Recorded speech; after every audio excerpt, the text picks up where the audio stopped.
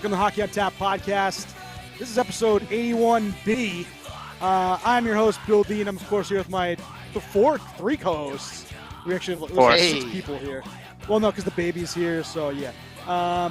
Little Steve, Schwim, Shorts Guy, Sarah, pretty much everybody in the sun. Cynthia, happy birthday, Cynthia. We are brought to you by Primetime Radio. Happy birthday, yeah, we'll sing it a little bit. We're brought to you by Primetime Radio, courtesy of Sam Wu, as well as myself. And you can find us on Twitter, Instagram, Facebook, YouTube, Apple and Google Podcasts, Spotify, and iHeartRadio. Please leave us a 5-star review if you would be so kind. Boys, let's do it. Happy birthday to you. Happy birthday to you. Happy birthday, dear Cynthia. Happy birthday to you. Why are you spending it with Schwim? Boys, what are we drinking in honor of Cynthia's birthday? I think another important question is, why is the music still playing? Oh, because I didn't turn it off. Thank you, Steve. Yes. Man. The joys of podcasting. All right, Nice. I'll go first. Fine. I am drinking by Hoofhearted and Abomination, a collaboration. It is What the Hell Is Even That? It's a sour IPA with vanilla bean, strawberry puree, strawberry power belts, turmeric, and a bunch of colors. Turmeric. I feel like that's come up in a lot of conversation recently. Turmeric versus turmeric? Well, it is turmeric. Just turmeric. Oh, it's delicious. Just turmeric in general. Turmeric. T-U-R. Muric. Yeah, but it's T-U-M. You're doing like tur. Like turd. Yeah, that's turd. what it is. Turmeric is wrong. It's turmeric. It's the same thing. Potato. Wait, but it's not spelled like T-U-R. You're saying it's misspelled on this can? I'm saying that you misspelled it on your can. That's what I'm drinking. Oh. Now I'm Brand new from Dogfish Head. Like Where the wild hops are. Hops are. It is, if I can explain this. No, I can't explain it because it's not on the bottle. No. I guess we'll never know. Man, that is such a better sight than you, Schwim, Steve. Yeah, Shorts Guy, and what that are we way. drinking? I have. This was given to me by a coworker. We swap beer often. The Brooklyn Brewery Black Chocolate Stout. Ooh, I like it. So Black this chocolate. is what I'm drinking tonight, and I'm drinking it out of the first of 3, and I'm getting the second one coming up. Super Mario Brothers 3 glass. Did you get that Bowser one? I did. Nice. Nice. I was looking into it, and I That just thing was didn't get a chance. Yeah, I was looking at that too. It's still available if you guys want to get it, but Yeah, I might didn't go realize. I didn't realize that this one is the first of a series of 3. So now I have to buy whatever the third one's going to be. So it's Grasslands, Bowser's Castle, and who knows what the last one's going to be. But Yeah, Bowser's Castle's whatever. pretty awesome. I might go get that. You might have. Schwim, lastly, what are you drinking? Sun Stage. For that S guy. Okay, May. Hey, here we go. Ooh, key lime. Key Lime Corrosion. Nice. Guy, when are they coming back with mango? I was able to get one on tap at the brewery back in December. The mango was there and gone in like a week, and that was the start of my somewhat self-imposed Drinking ban? protest of Cape May. So I don't know. I'm hoping they bring it back in the summer because it sold out instantly. I was really, if you remember, I was really pissed off, but I was able to get at least a mug of it. I was able to get a mug of it on tap, and I was like, well, I guess this is about as good as it's going to get. It was very good again, and I do hope that they bring it back because it was very good. Not bad. Look at Melvin in all his darkness right now. Yes, in all his darkness. at him. Well, let's I get can't even see to his what's face. on. Nope, I know. that's my. That's very black. Let's get to what's on tap for today's episode. Here is our weekly snapshot. I mean, it's all over the place, and we will obviously talk about it first. The Russia-Ukraine war and how it's kind of affected the hockey world. I mean, just obviously, first of all, in general, you know, thoughts and prayers and well wishes to everybody involved, those that are, you know, within the fight and, you know, the families affected from, you know, families over here, to having their loved ones back there, and just in general, everybody over there. It's a shitty situation, and not much more you can say about that. It's not right, and but this is the thought, the times that we're living in, unfortunately, and we just obviously it just keeps playing out, thoughts and prayers, and you're wishing well, and hopefully this comes to a peaceful resolution. But how it's affected the hockey world has been, as of today, great. It's the removal of the Russian team from the IHF. Yeah, for the IHF, they started at first. The removal of all Russian and Belarus teams from the IHF tournaments and competitions. That includes any that have been scheduled to partake in Russia. It means from the NHL getting a statement, and I wanted to read it for those that have not seen it. It basically says, give me a sec. Oh man, what did that? It's in the text message thread. Yeah, no, I know, but it would not come up for me. The National Hockey League condemns Russia's invasion of Ukraine and urges a peaceful resolution as quickly as possible. Effective immediately, we are suspending our relations with our business partners in Russia, and we are pausing our Russian language, social, and digital media sites. In addition, we are discontinuing any consideration of Russia as a location of any future competitions involving the NHL. And then I like this part that they added at the bottom. We also remain concerned about the well-being of the players from Russia who play in the NHL on behalf of their NHL clubs and not on behalf of Russia. We understand they and their families are being placed in an extremely difficult position. And, kind of where we wanted to take this is, the Russian hockey players that, live in the U.S. have, and as also Ukrainian, I'm not necessarily sure how many Ukrainian hockey players there are, but I don't know if there are any. There aren't. Yeah, I'd have to take a look at that. But Fedotenko was. I don't know if there are now. Yeah, but just in general, those players, because I'm sure a lot of them have nothing to do with the Russian politics. Most of them probably have nothing to do with the Russian politics, and have no say in what's going on, and they're being affected, their families, as well as loved ones overseas, and it's got to be hard. They obviously went to Alex Ovechkin, and he wants no more war. He just wants peace, and obviously he's been kind of one of the vocal leaders of Putin from the Russian hockey, it's an understatement side. Yeah, but the Russian league, and for American players or just Canadian players here, do they go back and do they play in their seasons? Because obviously playoffs are going to be starting soon. How does that work? And for a lot of people, for a lot of those guys, I mean, this is their income, right? So I've heard, Jeff Merrick and Ellie Freeman had on the podcast that they, they spoke as the players, and they're going because they're playing, and Russia will hold their money and they won't pay them, and they have to go, and that's their livelihood.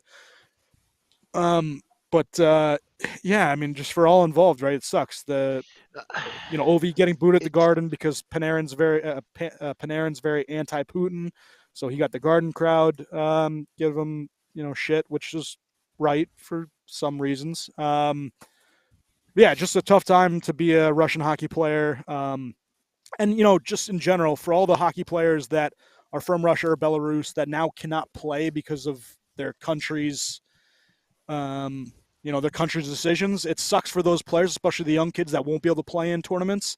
And I do feel bad for them, but on the same token, this is the right way for the NHL and IHF to play this and to ban these players so that it starts to get talking and, and especially in Russia, get these guys talking that, hey, they can't play because of what we're doing. So. Yeah. And it's not just hockey. First, okay. Yeah, that's fine. It's not just hockey. It's in the soccer world as well. They've pulled the Champions League final out of St. Petersburg. The Polish and the Swedish sides are not, and I think the Albanian side is refusing to play Russia. So it's not just hockey. And I feel for these players. At first I was when I first saw like the OV comments, and yeah, he's very much been in the past, very very vocal about being pro Putin and taking pictures and looking all buddy. But I started to think about it like a little bit more. Yeah, it's got to be a tough situation because he's one of the faces of Russian hockey. We're used to in this country being able to go out and just publicly, destroy a politician with no regard for any recourse. But in a place like Russia, you could say the wrong thing about the wrong person at the wrong time, and you may not disappear because you're so high profile, but family member, your grandma might disappear. In this country, you post something on social media, and maybe you lose contact with that that crazy cousin or that uncle at the family reunion, which may be a blessing or a curse depending on who it is. But in a place like Russia where things are not as free and open as it is here, I mean, they jail political opposition over in Russia because they're just simply political opposition. Attempted poison. Attempted poison. So it's with Panarin.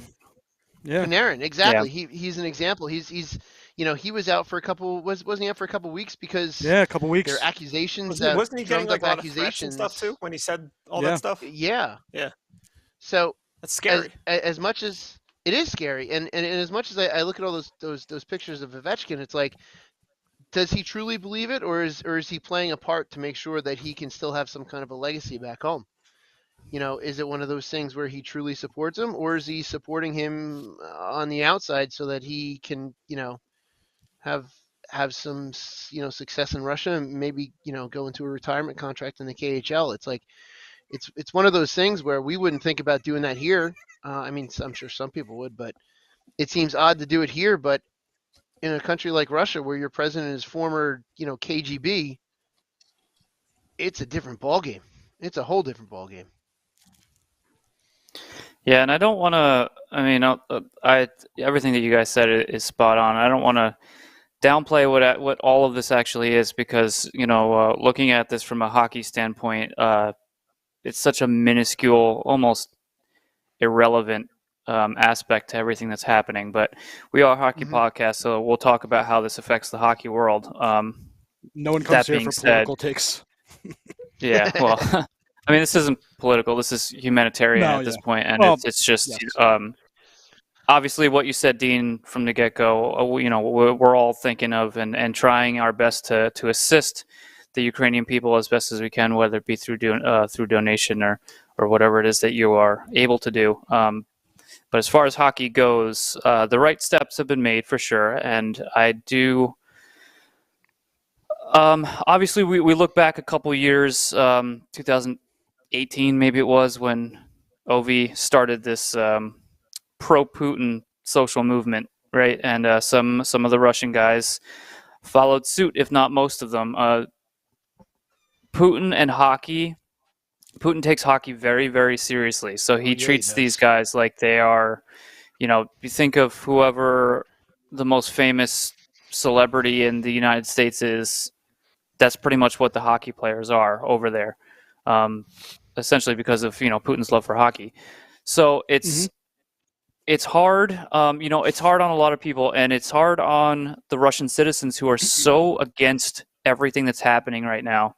And there are a lot of them, if not the overwhelming majority of them, that are completely appalled and against everything that's happening. And I'm sure it goes the same with the hockey world. And these players, I guess, they're put in a difficult position here because being such staunch supporters, could it have been that they were just kind of addicted to the lavish lifestyle that Putin was just kind of giving them when they were in Russia?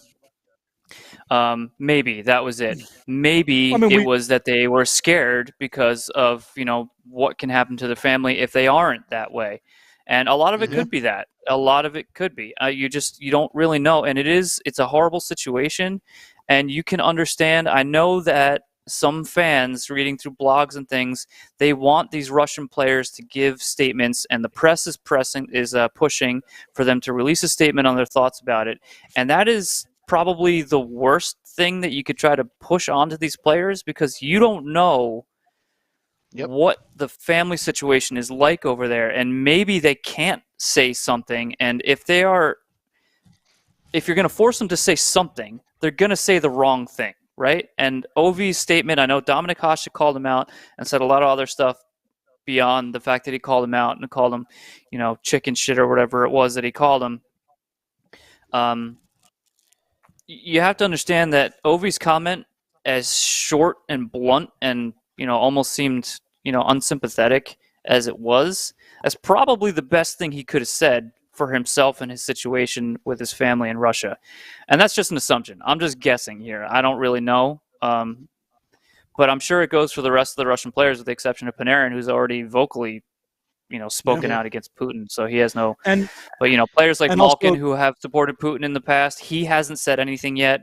And it's one thing, like if his family is safe and under no threat, then yeah, maybe he should probably give a statement. But if there is question behind his family in Russia not giving a statement, we have to understand just the level of how this is over there and how dangerous it is for so many people involved, that you got to just let them be silent at this point. Yeah. And Nikita Zadorov with the tweet on on Instagram, with the no war and stop it, and he had Ukraine in his profile, as well as prayers up emojis and stuff like that. And he's obviously a Russian hockey player that has played in several World Juniors, and would have been on the Olympic team if the NHL players were allowed. And he's doing the right thing, and obviously that came after Ovi with the the no more war. It doesn't matter who's in the war, Russia, Ukraine, different countries. I think we live in a world. We have to live in peace in a great world. So, and like Steve was saying quickly, we make a joke about the whole Ovi having the Russian credit card, and I don't think that that's far off, especially with how Putin, is in such love with his hockey team and that that whole thing that goes over there. So, yeah, it just sucks. Yeah, it does. Shrem, you want anything?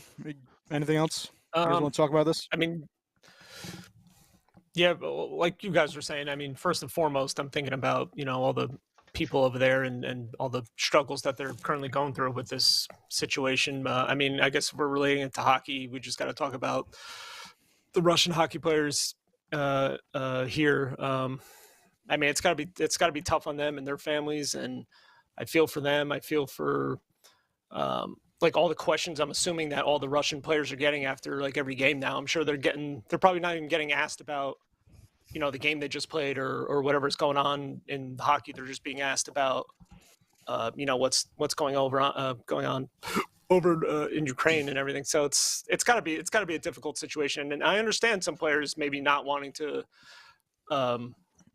speak up or about it or saying that. I mean, I'm assuming most of them, if I'm not going to say all of them, but most of them have to be against everything that's going on there and probably just want to leave it at that. Just say, yeah, I'm not for any of this. And I just want to, do what I can, support my family, make sure I want everybody to be safe and everybody to be happy.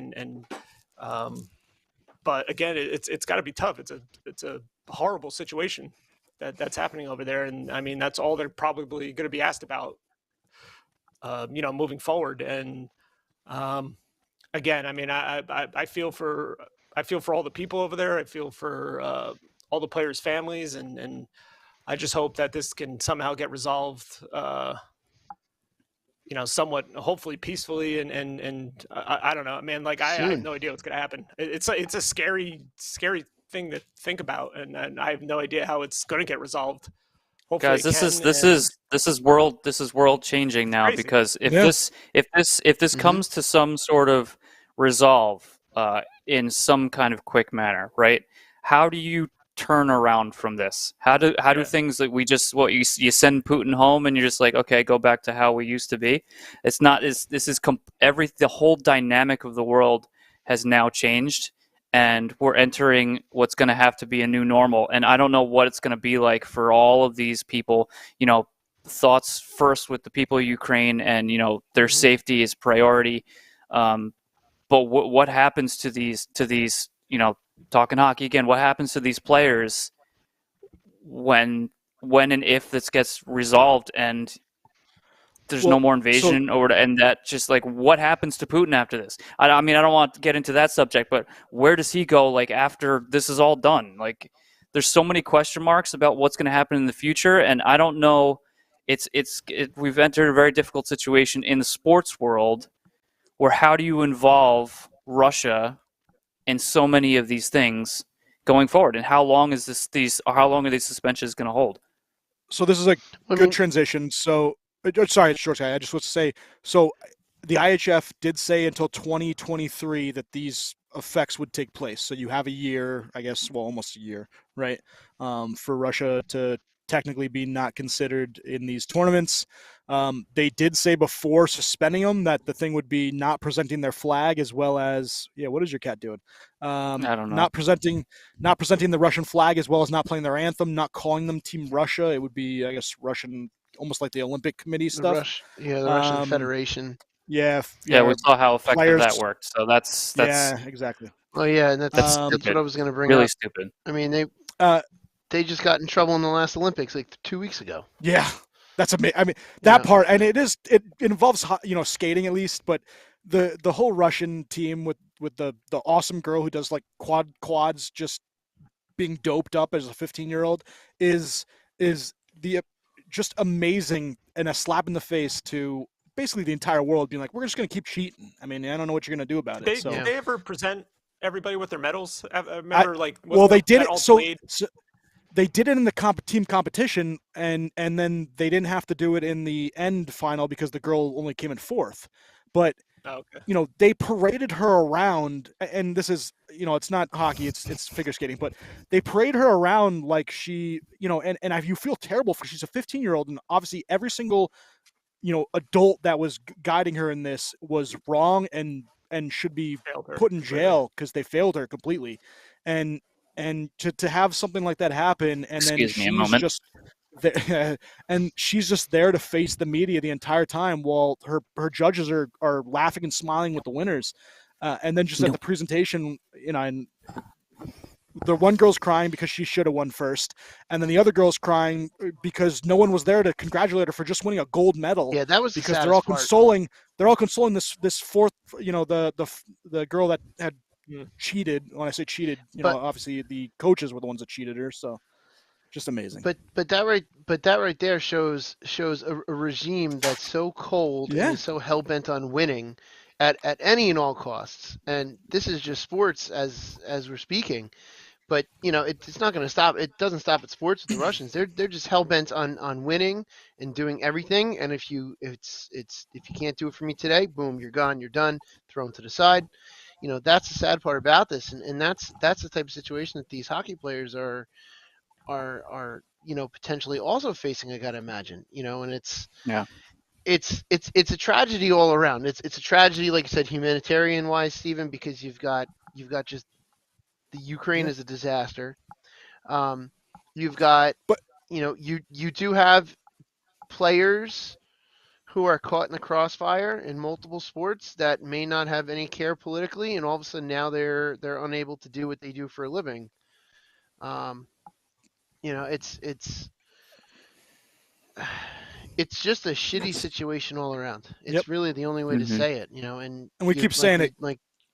Like we said, we hope for a quick resolution, supporting the people of Ukraine, and it sucks. And obviously all the Ukrainian people you see on Twitter and Instagram, and you see these stories they're showing, and the courage and all the stuff they're fighting through over there. It's pretty amazing to see. Their president, and that guy's got some major he does. He's yes. awesome.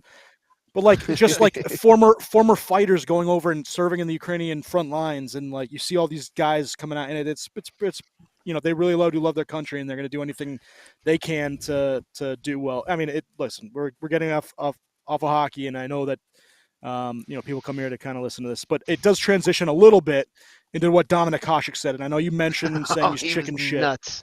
But he ripped into Russia and Russia's invasion of Ukraine and the Russian players, calling Ovechkin an alibiist, a liar, chicken shit.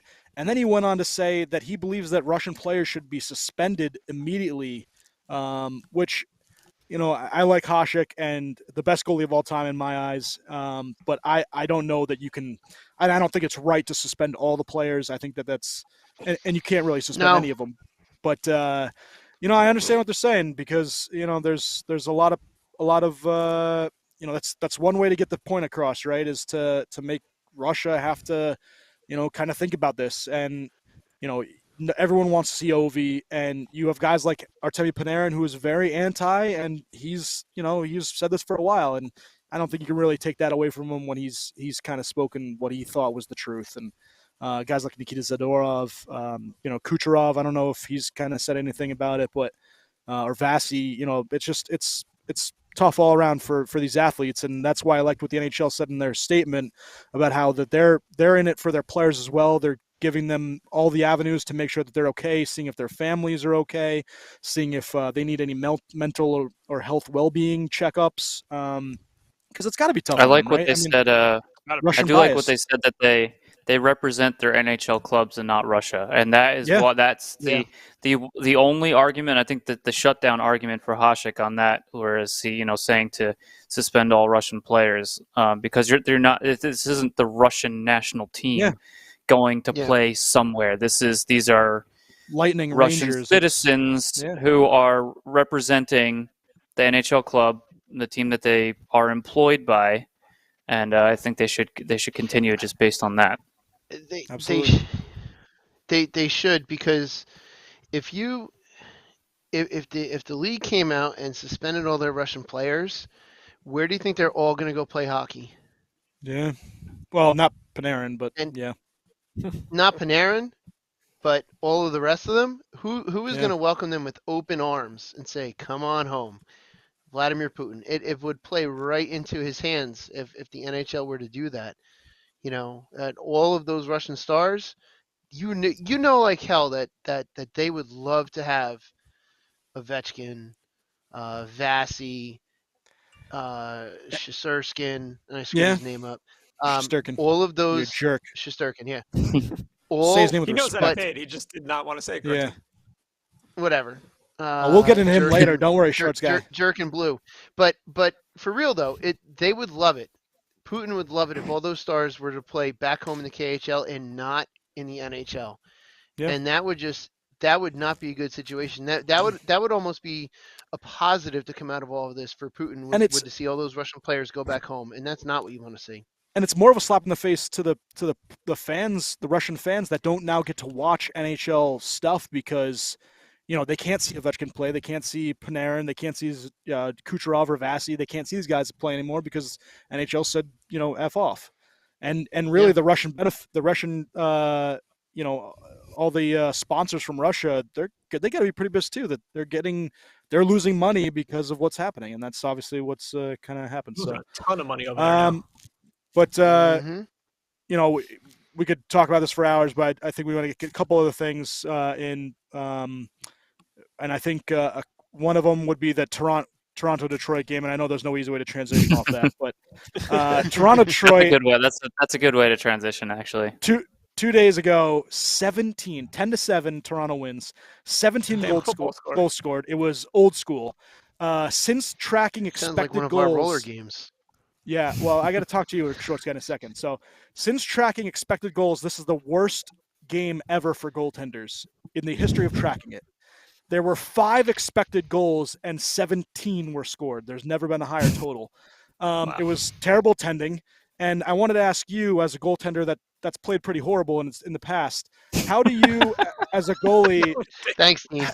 Thanks. How do you get over something like this? If you're Jack Campbell, how do you, after just being awful, how do you take that and kind of turn it around? Because he's had a bad track record since the break game we had for COVID. Yeah, since the COVID break / All-Star game break. 800 or something. Yeah, it's bad. So as a goaltender, how do you, do you think they need another goalie? Do you think they need to open up a competition? What is your thoughts on the tending?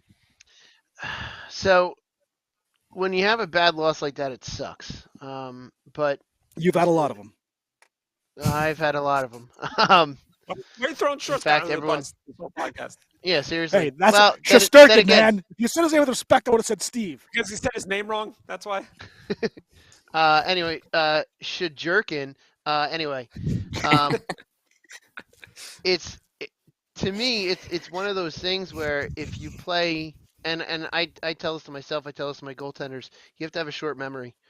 If you get scored on within a game between when you dig the puck out of your net and when the faceoff is at center ice, you got to analyze, how did it go in? How can I have stopped it? Okay, forget about it. Boom, gone. A 10-0 for an ice hockey goalie. A 10 goal performance is like unheard of almost.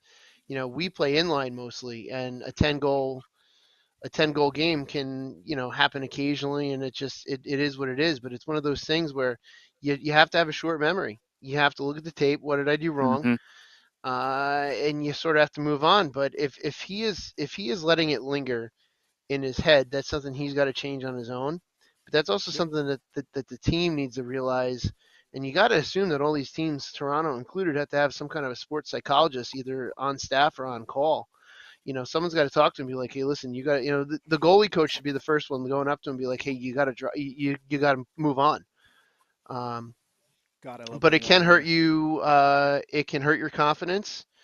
It's one of those things where sometimes you go into the slump and you don't know why, but some things it just doesn't go right. I've had many games like that where just nothing seems like it goes right. You guys have seen me had games, and it's not fun, but it's one of those things you just kind of have to basically got to power through, and you almost have to go back to the simple basics of the position. These guys had the luxury, they practice every day. It should just be go out on the ice and taking easy shots just to build that confidence back up. Now, whether or not they should get a new goaltender, or at least look to bring some competition in, that can go one of two ways. It can either work and help push him towards getting better, or it can completely destroy his confidence and go the complete opposite direction. So they either have to, if they're going to stick with him, they got to give him that vote of confidence, being like, listen, here's the deal. It's your net.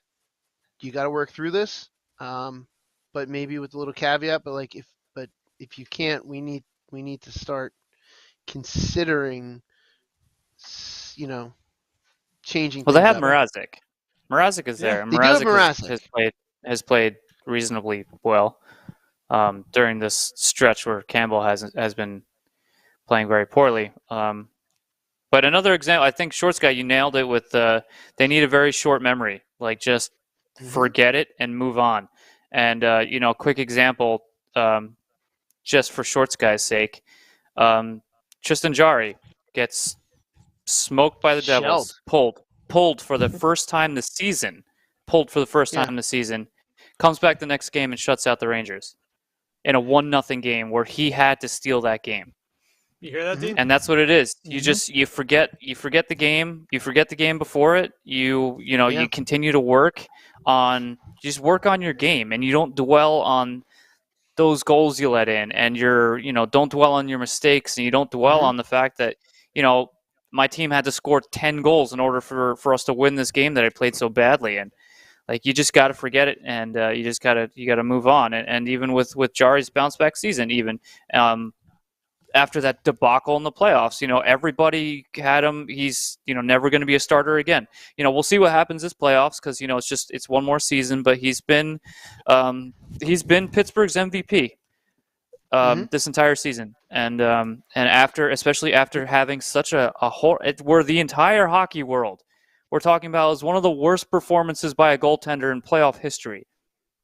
And then he comes back and he's having, he's not going to win the Vezina, but he can be put in the Vezina discussion, and that I think is impressive. Absolutely. And that I think is how a goaltender needs to handle these situations. Some just can do it much better than others. That's the problem. Thank you for that transition, Steve. Speaking of MVP and Vezina, Mr. Igor Shesterkin and Shorts Guy. Sorry, I was such perfect timing. So the question was Shesterkin, yeah. Igor, 195 goals against average. Ville Husso is I guess the next closest at 203. He's only played 20 games. Freddie Anderson's also up there. But stats aside, because he's clearly leading everybody other than wins, the guy is hands down the MVP to me. And I know I'm a Ranger fan, but without him, this team would be terrible, because they they give up so many chances, and they can't score 5-on-5. And really, without him, and it was Alexander Georgiev, they would be. We're looking at a bottom 5 team. It's that bad. I know they have stars and they have guys that are talented, but it would be real bad. And Dean, I'm going to keep my rebuttal short and sweet, and just say I 100% agree with you. All right, cool. And I'll add, if the Hart Trophy truly goes to the MVP of the league for their team, right now Igor Shesterkin wins that trophy, I think, by a landslide. Yeah, I think so too. And I guess my question was, has there ever, and they were talking about, has there ever been guys that, I mean, and he would be the Vezina winner, I think, but have there been guys that haven't won the Vezina, but have there been guys that haven't won the Vezina, but that won, haven't won MVP. So, I mean, he's played great. And like I said, there's been tons of really good goaltenders. Freddie Anderson's having a great year for Carolina. Markstrom's played really well in Calgary. Even Vasi obviously is fantastic. And Jari. But yeah, Tristan, I was coming to him. Yeah, Tristan Jarry's been fantastic. Jari. But that's been a big debate and just on how good he's been. And, like I said, he's had a really bad team in front of him, which is tough to say as a Ranger fan that's hopeful that they can put on a cup run. But the way they are playing now, if Igor's out, they would be a clean sweep in the playoffs. I really do think they take that dramatically step back. I think I saw a stat. Now I don't know where they're at. Georgiev just is Vancouver. I'm sorry, I don't know the standings. Is Vancouver currently in a playoff position? Vancouver's 3 points out of Dallas. They're 3 points out of Dallas for the second wild card. Okay, so the one stat I saw, which was interesting to me, and obviously I don't have the exact numbers, but it was around this. When they posted in that Rangers-Penguins game, was that against playoff teams, without Georgiev, they're like 0-7 without Shesterkin, they're like 0-7-3. With Shesterkin, they were like 12-6 or 12-5 and something. I mean, that says it all. I mean, like they cannot beat a playoff team without him in goal. He steals them games repeatedly. He probably would have stolen them if they could have scored on Jari. If Jari didn't, in that one specific instance, if he didn't outperform Shesterkin, he steals them another game. It's just it goes back and forth. With that game. They're now 18-1-1 playoffs actually. Yeah, Rangers Penguins. I think it's looking like it. That'd be good. Carolina's going to win the Metro. I have no doubt in my mind that Carolina is going to cruise to a Metro championship, and then it just goes down to like, is Washington going to keep being like a 500 team and just kind of sitting in that wild card spot?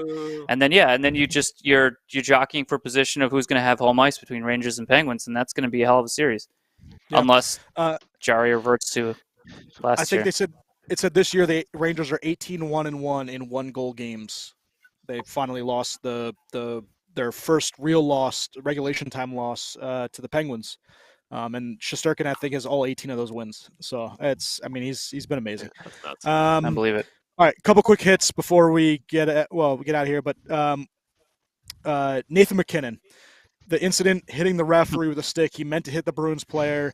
So obviously, a lot of people are saying that's no big deal.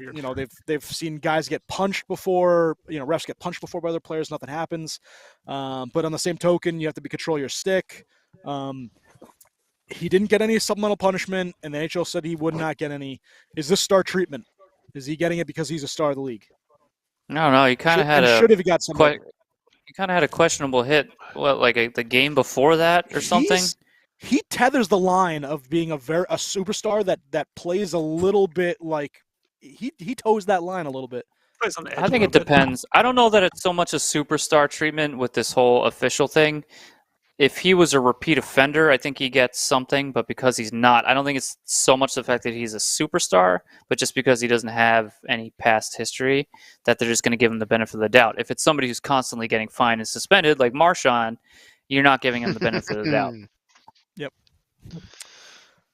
Anyone else have anything on Mac?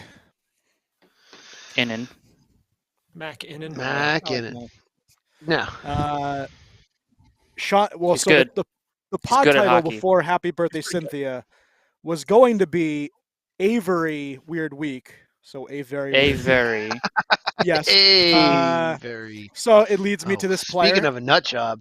Sean Avery, Yeah. who signed to play with the ECHL Orlando Solar Bears. By the way, Solar Bears, fantastic name. And if I was what is a solar bear? I don't know. What is a sound tiger? Same thing. Yeah, Sound Tiger. If I was in an AHL team, I would go with like the most ridiculous name possible, just because who cares? Let's just have fun with it. Because you can in the AHL. But he was signed to an ECHL contract at 41 and then subsequently released 2 days later after signing with the Bears. Obviously, I think it was probably some sort of a PR stunt or something, and they just were like, "Yeah, we sell just gonna jerseys. get rid of this." Did they sell jerseys? I mean, I think I'm sure sold they did. a pretty decent amount of jerseys. Yeah. Imagine buying one, and then what's his name? The Rock was going to be signed by LaRock and Barnaby. Florida Barnaby. The Florida Everblades. Because they wanted to fight him for the game that was going to happen sometime in like March 12th or something like that. Which that would have been fantastic. Is this strange? Like, how many jerseys could they have possibly sold? Like, how much money did that actually make them by doing that? Not that much, right? It couldn't have been Sean Avery.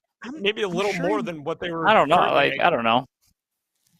Maybe like a little, maybe enough to buy the office lunch, right? To have a pizza party for the office. They needed a new washing machine, so they pulled the trigger. Yeah. It doesn't say how many jerseys they sold, but I mean, I'll find it for next week. Let's see if we can find it. If any, who knows if they even sold any, right? Yeah, who knows? I really want to know. Instagram and stuff, people tweeting and whatever, the picture of them wearing their Sean Avery Solar Bears jersey. That's so weird. There's a lot of stuff. Why he was cut? Like I what don't the know. It's what just the a PR reasoning bullshit. was. There was a ton of stuff that happened the last week or two, and we can get into it next week. But two more quick things. Jack Eichel returned, and subsequently Mark Stone was sent to the LTIR, which is bad optics with him having played in the All-Star game, and then the next game they're like, "Yeah, we're going to put you on LTIR." They have to have new LTIR. Yep, they have to have new cap rules. Eichel played with Patches Dodonov. He scored his first goal with the Sharks, which was bad, by the way. But yeah, it's tough to have they that are kind bad. of thing, continue happening right now. Yeah, they are. By the way, also Vegas. Yeah.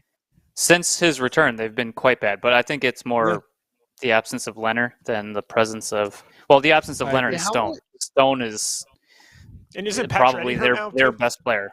Again, I'm not sure, but Stone means so much more to a team than I think people actually realize. Don't worry. In every aspect of the game. Playoffs. Yeah, well, I mean, if they keep falling the way that they're falling, I mean, they're going to be in some trouble come start of playoffs. If they're there, the West is a little more competitive than the East. They'll find a way in, and then he'll magically be healed by game one. They basically stole the Lightning playbook. Oh, and you're hurt. 12 million over the cap or something. And now they need another goalie, right? Because need another goalie. Brossois isn't doing it. Marc-Andre Fleury? It's not really his fault. But... Oh man, that's been a rumor. That's been a rumor. I know that's not going to happen. They can't do that. I don't know that Fleury wants to go anywhere. They look.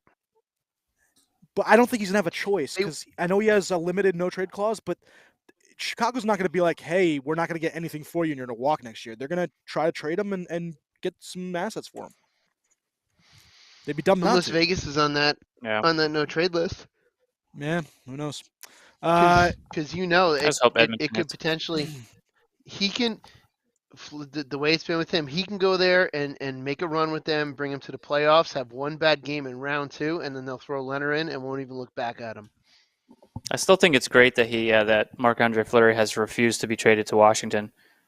Yeah, that's great. They've inquired about him multiple times. Yeah, indispensable. All right, couple quick hits.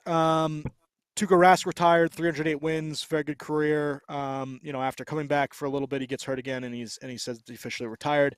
Zdeno Chara broke Chelios's games played record for a D-man at 1,652. Chelios mentioned how it bothered him a little, which was funny to see him on the panel with Mark Messier and talk about that. Bobby Hull is out of the Blackhawks advisory role. This stemming from some of his personal life as well as the new structure that's happening in Chicago. Sidney Crosby, 500 goals versus the Flyers, and I was saying it sucks that he's not higher because obviously due to injuries. Because I would think that he'd probably be closer to 600. But we'll get into the Ovi Sid debate because I did something interesting, and it's not who do I think is better. It's who would you rather have as their career. We'll get that next week. Emil the Cat Francis passed, the Rangers GM and Hockey Hall of Famer. He was a goalie in his playing career. He led the Rangers to 11 playoff berths in 13 seasons. And then we'll talk about the World Cup of Hockey next week. Where is it? Special happy birthday. And I know Cynthia, we already said it to her, but our boy, Jaromir Jagr, the mullet, 50 last week. He turned 50 and he's still playing. Just amazing. I would have loved to have seen him in the Olympics. Yeah, it would have been fantastic. I would have loved to have seen him in the Olympics. I was kind of bummed he wasn't. Yeah, he could have played for Czech Republic. Yeah. He could have. We'll talk about the other coaches and stuff. All right, so this was the last thing I wanted to mention, and it kind of hits home a little bit, but Toronto Maple Leafs prospect Rodion Amirnov was diagnosed with a brain tumor last week. He's currently undergoing treatments. I think it was in Germany. He's a first-round pick and a bright young star for the Leafs, and now he's kind of at his world turned upside down. Like I said, it's hits home a little bit with my mom, but it's tough to see something like that. And a kid that he was on an interview with Elliot Friedman, and he's very positive and didn't want anybody to feel bad for him and all this stuff. And it just the kid obviously has worked hard his whole life to try to make his dream come true of being an NHL player, and it's a roadblock, and we obviously wish him all the best in getting back from this and getting healthy, and hopefully he can come back and be an awesome success story for the NHL, and we're wishing him all the best. So unless you guys got anything else you want to chat about, I think obviously a busy week. There's the Russia stuff's going to headline a lot of talk coming up, and we're excited that hockey's trade deadline's 3 weeks away. And by the way, your Devils 6-2. That's what I was gonna bring that up real quick. The hell of this team is they show these flashes of brilliance like this, pop 6 past Halak, get him pulled, and now they're either gonna win this game 6-3, or they're gonna lose it 7-6. Like this team. This is good. This is good for you, Shorts guy. These games where they're potting a bunch of goals because you're seeing these kids mature. Now the question then comes: you have very good, borderline great young talent right now. You have a great player in Jack Hughes and Jesper Bratt, who's showing extraordinary promise. Dawson Mercer, who looks great. Ty Smith isn't really panning out. Smith isn't really panning out to look like the guy that you thought he was going to be, but he's still young. Is that Norris Trophy contender Ty Smith? I think that was the whole thing, right? He sucked. He was much better than our boy. Just ignore him. But Shorts guy and Devil fans, whoever's listening, like this is good. You cannot expect. I know you see these games where you just can't understand why they can't do it on a consistent basis. They can't do it on a consistent basis because they don't have the supporting cast yet.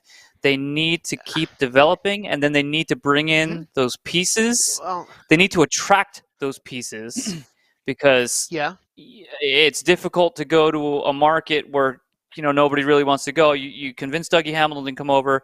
I think you can probably convince him that you need a goalie. You need to shore up the defense. I was going to bring that up. I think you need a new coach. Yep. Especially assistants. Specifically assistants. This is not what I want, but I think they pay the piper, and you go get Jacob Chikrin. And I think you just do what it takes. Obviously, you're not going to get rid of your young studs, but you pay that. No. premium to get someone like that on your blue line. And if you have him and Dougie Hamilton, that's ridiculous. I know. Well, you got the pieces now. Now's the time to start bringing in more pieces where you can, maybe give up that first round pick, right? Do you need another first round pick? Do you have the players in play already? Do you have a whole collection of prospects? Can you give one up for like a mid 20-year-old promising guy, kind of like a Jacob Chikrin, to shore up that line, that back line? And, however you can figure out how to get a goalie over there, that's probably the most difficult task at this point. Yeah, Gillies is not good. No, we were going through goaltending stats last night on the Let's Go Devils podcast. The top 3 goaltenders in, I think it was save percentage and goals against, 2 and 3 for the Devils. For the Devils, not for your trash can. Damn it. For the Devils. You mean a playoff team, by the way? Should Jerkin, which I'll bring him up in a second. Out of the top 3, I'm bringing it up now. Out of the top 3, I think it was in goals against.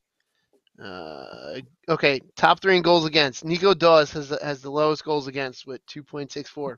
Number 2, goals against average 3.06. Jonathan Bernier, who hasn't played since like October or November, is 2, and Blackwood is 3 with 3.29. So like our goaltending stats pretty much across the board at 2 and 3 are goalies that haven't played in a long while. Goaltending is the thing, and if this team had a Shesterkin type of goaltender that can steal them games, holy crap, could this team be doing something, or at least knocking at the door of the wild card? But they've just been so inconsistent with the goaltending and with some of the defensive play. And the blue line, it's your blue line and. Well, Ty Smith has been benched. I believe, and I haven't checked the lineup because I just didn't get a chance to. I'm going to do that now. Was potentially being benched tonight, which I don't know why they would not have benched him prior to this, because he was skating yesterday as the 4th pair. He needs to go to the AHL and kind of gather himself, I think, but. That's if he has that 2-way contract, which I don't know, because we were talking about that last night too. Because we don't want to risk putting him on waivers, because it would be our luck that we would try to send him down. He'd be snatched up in a second. And then probably just not playing. Yeah, he's not playing. Yeah, no, he's not. Nope, I just looked. So I don't know why it and we were talking about this last night about like why it took him so long to be benched. It's kind of mind blowing at times looking at it. I think we need a new coach? Yeah, I think Ruff is going to try to mold these guys into something, and someone's going to take this team and run with it and have success. No, because for you it'll be hell once we are actually good and we have a good team. It will be good though, Billy Dean. It'll go back to those really good games between our two teams. No, I like when we hate each other. Crap. Oh yeah. See, right now I don't care about the Devils or the Islanders, like because they're not. It's not competitive, right?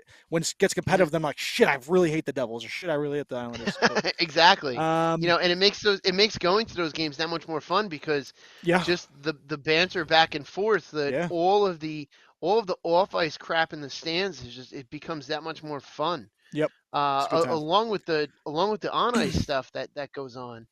And I think that this team will be good, and this core is fantastic. It's just like you said, Steven. It's exactly it.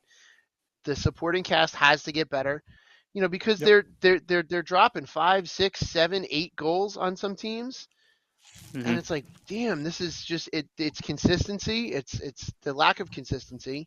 But if they can become more consistent and get that cast of characters, better watch out, Dean. And Esteban and your Penguins. Next week we're going to talk about our teams in general because I want to get some just state of the fan address. Quickly, stats leaders, McDavid, Huberdeau, both tied at 75. That McDavid game versus Florida was awesome. That game in general was awesome. But, Draisaitl sitting at 3. Austin Matthews, the goal leader at 37, sits at 4 with 68 points. They are saying that he's the main candidate for MVP right now at the moment. Nazem Kadri at 5 rounds out the top 5 with 66 points. I think it's still Shesterkin, but that sucks. The defenseman, Cale Makar with 56. He is lights out, ridiculous. Another guy that I don't think gets enough MVP consideration because he leads that team. I know McKinnon's up there, but I'm just grateful he's not a Flyer. Yeah, but he's nasty. And obviously goalie stats. Thank already goodness. said save percentage, all that stuff is Shesty, and then wins leader is Freddie Anderson. All right, let's take this out, boys. What is your what did you grade your beers? Does that work? I don't know what you're saying. No, you're just mumbling. And Shorts guy, I had tickets to the Devils game tonight, actually. How come That's right. Oh yeah, that's right. The Vancouver ones. I thought Josh was gonna go. No. Yeah, he said he wanted them, and then he didn't answer me, so I had Tommy text him, and then how do I turn this down? Be late. You don't. Oh well. What's he doing there? I don't know. So the one button doesn't work. The outro button, but let's just rate our beers. 4.25 for what the hell is even that? Same. Let's go across the board. Where the wild hops are. I'm doing 3.75. All right. 3.75. Oh, you ruined it. All right. Happy birthday, Cynthia, and happy birthday, Yarmy Yogurt. Two greats in the NHL happy world. birthday. One of them is a really good hockey player. I'll let the fans guess which one I'm talking about. And one is dating a really good hockey player. Oh. Why isn't this Who's dating Yogurt? Who are you talking I'm about? just gonna walk away. So, and then you can figure out this whole music situation. I have no idea what Steven just said, but happy birthday, Cynthia. I love you. Happy birthday. Oh, that's so cute. Oh, God.